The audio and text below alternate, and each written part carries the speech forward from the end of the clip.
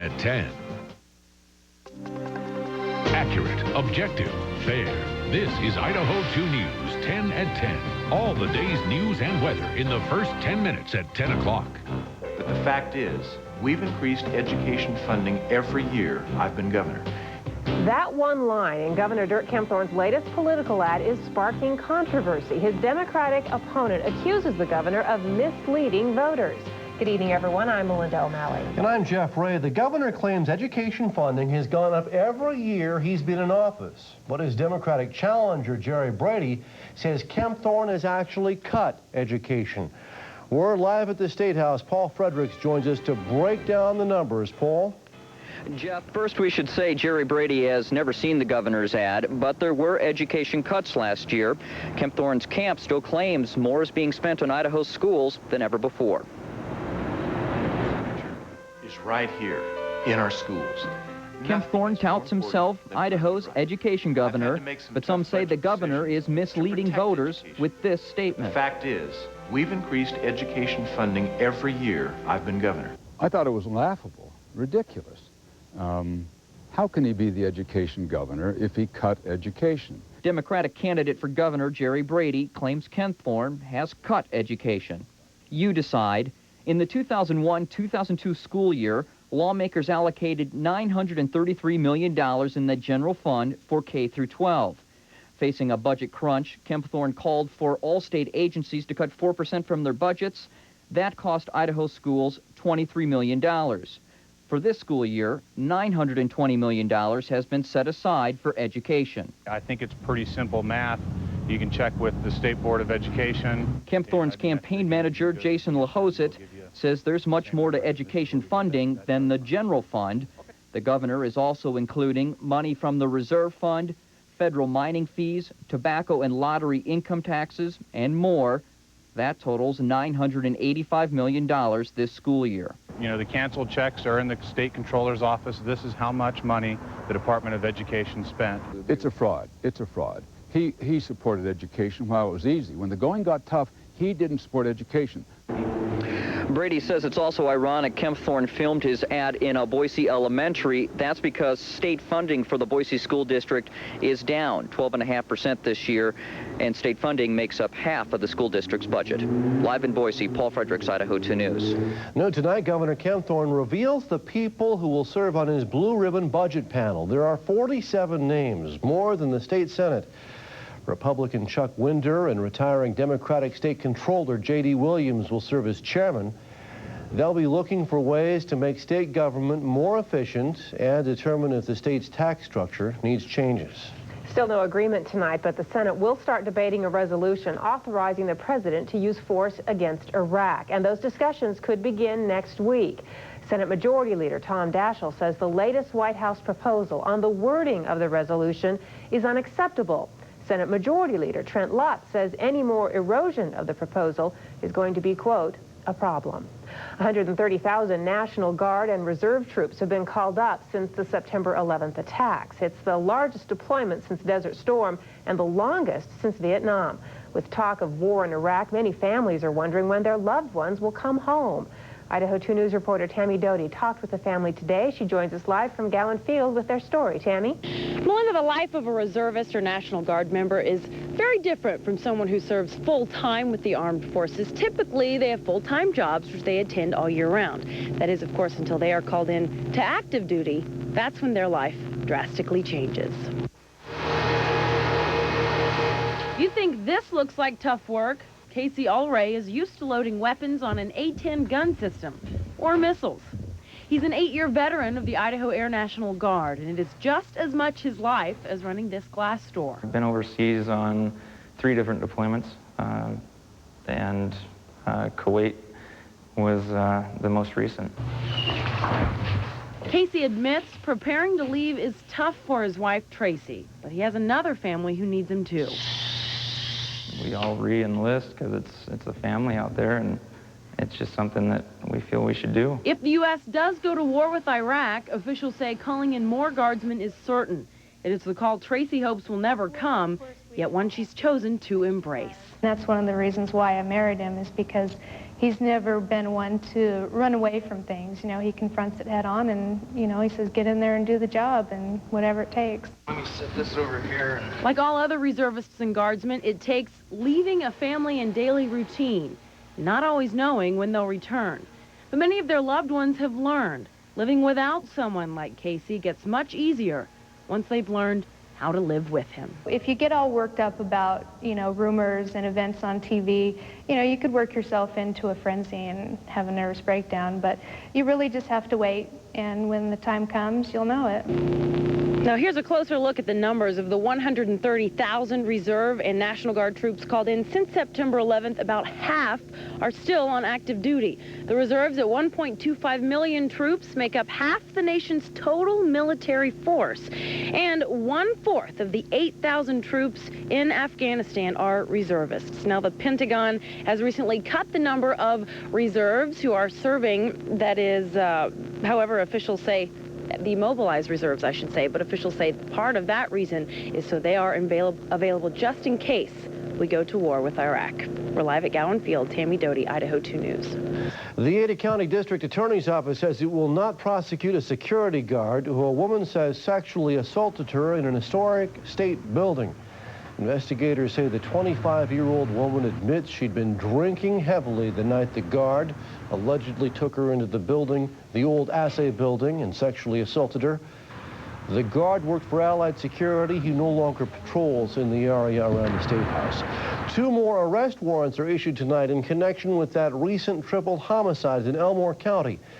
Investigators now say they're searching for 35-year-old Simon Lopez Orozco and his 40-year-old common-law wife, Maria Garcia.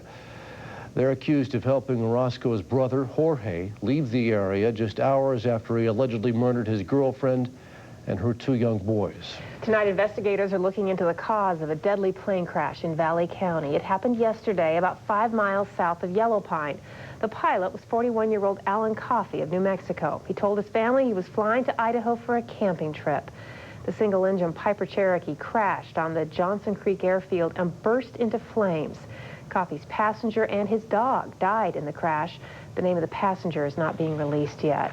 Well, a recent rash of backcountry plane crashes has state officials concerned. State aviation officials believe part of the problem is because those out-of-state pilots are flying here and they're just unfamiliar with some of the backcountry conditions. Hey, you got to pay attention here. This isn't Alaska. You're not landing on a glacier. You're in the bottom of V-shaped canyons where there's a lot of problems with winds and temperature, and you got to be careful. The NTSB reports 33 crashes so far this year in Idaho, and that's almost double the average. Noon tonight at 10, crews are finally ready to go to work on the 8th Street extension. On Monday, workers will start grading the road and widening it in places. Then next month, they'll perform a procedure called soil cementing. The Ada County Highway District had wanted to pave the road, a proposal that sparked a hot debate in the community.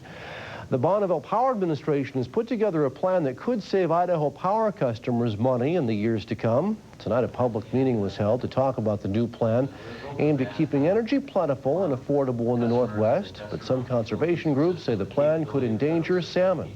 This process, the process of allocating BPA power for as long as the next 2 decades, will in part determine the fate of endangered salmon and steelhead. The reason the future power would come from dams on the Columbia and Snake Rivers, the migratory routes for salmon and steelhead. 3 men are behind bars tonight in connection with a bank robbery in Nebraska that left 5 people dead. It happened in Norfolk at a U.S. bank branch this morning. Officials say it's the nation's deadliest bank robbery in at least a decade. Police say the 3 men shot and killed 4 bank employees and a customer. Then they took off on foot, but were later found in a nearby town. All 3 have been charged with first-degree murder. 2 people are in critical condition tonight. A gunman is dead after an office shooting in Houston, Texas. Police say Wayne Horowitz was described as a disgruntled employee. They also say he went into his state office this morning, shot and wounded 2 co-workers, then turned the gun on himself. A Washington State foster mother is in a lot of trouble tonight. Witnesses say they saw her driving with her 5-year-old foster daughter hanging on to the passenger side of the vehicle. The witnesses say the little girl was dragged about 10 feet before she lost her grip. Tonight, the woman is in jail. The child is back home with her foster mother's partner. 10 at 10 continues with the latest forecast with meteorologist Scott Dorval. He joins us from Weather Center 2002. Good evening, Scott. Good evening, Jeff and Melinda. We've got a little bit of a change going on in our forecast, something new tonight. We'll give you the details in a moment. First of all, a bit of a change here. The pollen count continues. 113. It is sage, and it may be sticking around for at least a little while. Here's our latest satellite picture. Look at this arc of the clouds right here. A system that's not being picked up very well by our computer forecast model, so we've got to look at these satellite pictures and see what we think is going to happen. And I tend to think that this system's going to dig to the south and kind of stall a little bit, and there's going to be a chance for some of these showers to move down into the valley. I think maybe just one or two, especially in the morning. Then eventually some of that drier weather to the west is going to head in our direction. So I do believe it will dry out and get a little sunshine tomorrow, but it may not be until the afternoon, and it will get breezy and cooler as we move through that. View under the clouds shows the showers primarily to the north, and the west central mountains will see a couple of showers tomorrow.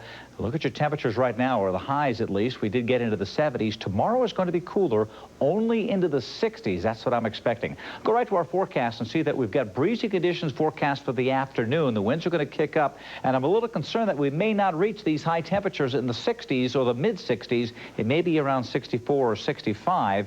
A lot of clouds around and a little bit of sunshine in the afternoon. We'll give you the detailed forecast for the coming weekend. Plus, we're going to wrap up Isadore to find out what's going on with her. All of that coming up shortly. Jeff, Melinda? Really starting to sound like fall. Thanks, Scott. Is, yeah. That's 10 at 10. Still to come on Idaho 2 News at 10, this week's Idaho Gym. Is this man a lottery winner, a former soccer star, or a race car driver? And the answer when we come back.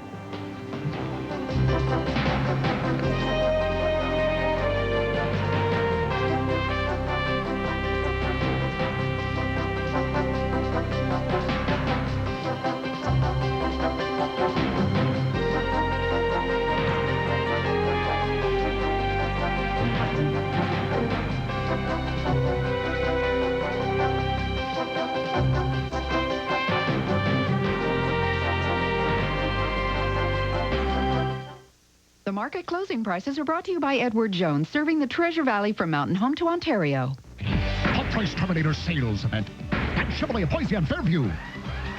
Terminating high prices. All limiting 2002's 2500 under invoice. Terminating high gains. The all-new 03 half-ton extended cab truck, 15 promo price, $24,999, only $299 a month. Terminating high gains. Interest-free financing for up to 60 months on all O2s. The Price Terminator sales event now at Chevrolet Boise and Fairview. I'll be back.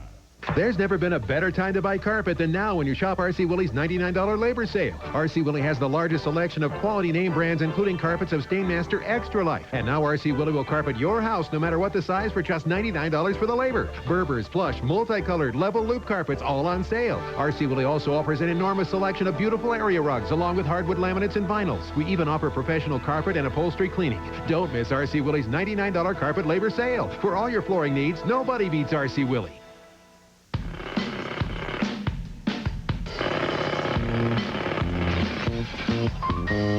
Working on the rollbacks, prices going down, down. Working on the rollbacks, whoop, another goes down. Working on the rollbacks, prices going down, down. Working on the rollbacks, whoop, another goes down. Get the Walmart rollbacks. Working hard to save you even more. Working, always. Working.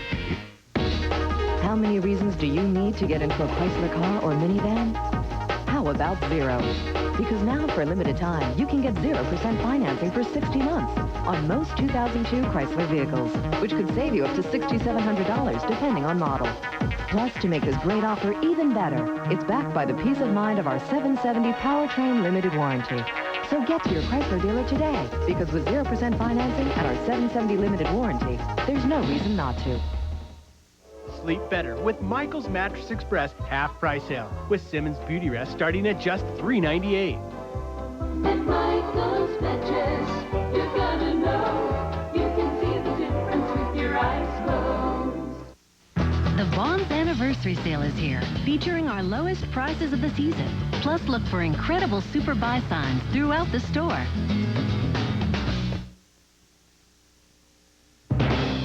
Melinda O'Malley, Jeff Ray, Meteorologist Scott Dorval's weather, Wayne DeZubat with sports, and the Treasure Valley's most award-winning team of journalists. You're watching Idaho 2 News. It's time for this week's Idaho Gem, a man who's now living the American dream. Dennis Milkovich is a Bosnian refugee. He enjoys the little things about life in America, an appreciation gained as a result of surviving the horrors of war. In that moment when I disappearing, town was city fight, street fighting, and you don't know who is who fighting against who, and you don't know you will be next second dead or just wounded. What do you suppose makes Dennis an Idaho gem? Is he an Idaho lottery winner, a former Bosnian soccer star, or a race car driver?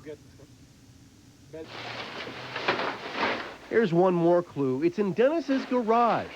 It isn't a race car. It's a Ford Mustang, a convertible. Dennis won it a couple of years ago in the Idaho Lottery's Mustang Madness drawing.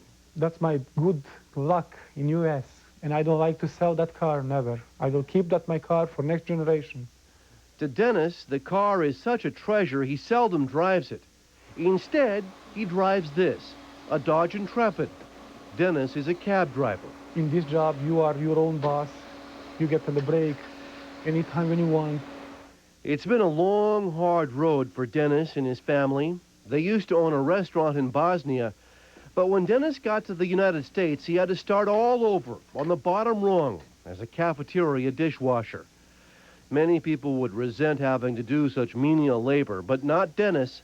He was just happy to be here. And that's the perfect beginning, perfect for start. From dishwashing, Dennis got a job as an overnight security guard, and then a job at Micron. Along the way, he learned English and how to invest. Last year, I made $35,000 only with Micron technology and the day trade. I call myself minute trader. I'm buying and selling in minutes. Now Dennis doesn't just drive that cab, he owns the cab company, U.S. Taxi. His cars are painted red, white, and blue to show his gratitude to the United States of America. I like to stay here. I get my citizenship done. I am now American citizen. And I am so proud to be American citizen. Sometimes it takes the story of an immigrant to remind us all of just how much opportunity our country has to offer. Dennis got the Mustang